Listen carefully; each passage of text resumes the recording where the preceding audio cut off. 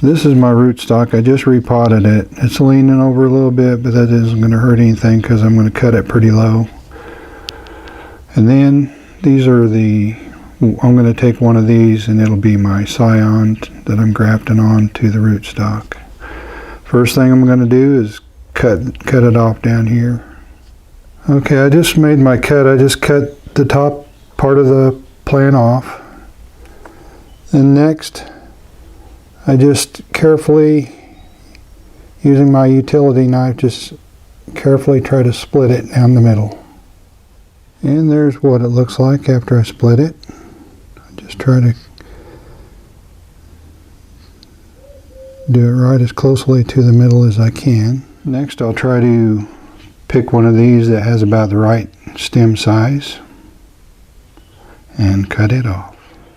I just cut the top off that plant. And there's an awful lot of foliage on there, and I think it's easier for them to survive the graft if they have less foliage. So what I'm going to do is remove this little stem right here with the leaf on it, so we won't have as much foliage for it to support. Hopefully you'll be able to see this. I'll try to get a close shot of it.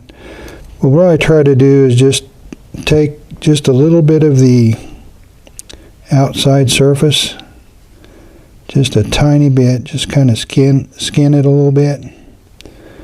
Don't go real deep because it probably won't work. You want to leave some meat. And then I do that on both sides. Just try to knock some of the outside skin off. If you got more to work with, you can take off a little bit more, but this one's pretty thin. So I'm just kind of knocking the outside skin off of it. Now I'll get a close-up of it so you can see. I don't know how well you'll be able to see this, but I just took a little bit off on both sides.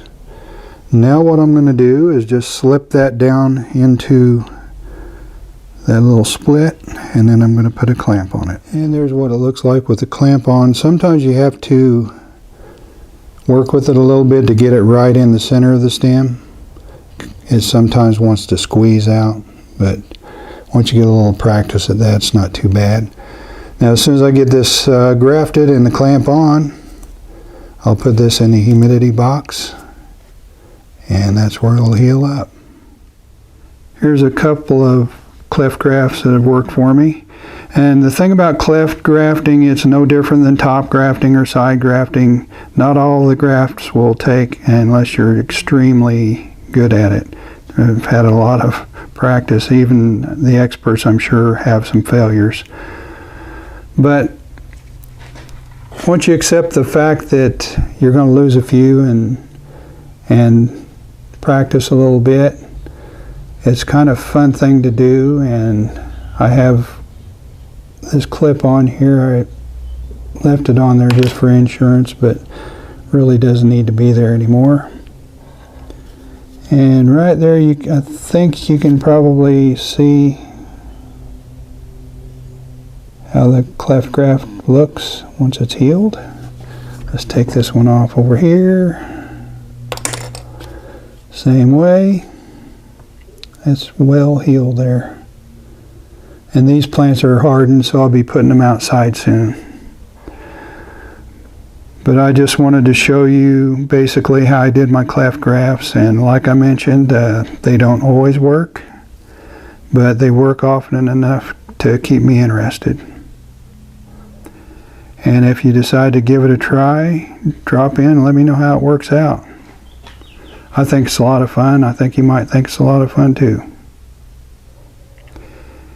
Anyway, if you're just finding this channel and you haven't subscribed yet, please subscribe. Otherwise, like, comment, and share. We'll see you next time.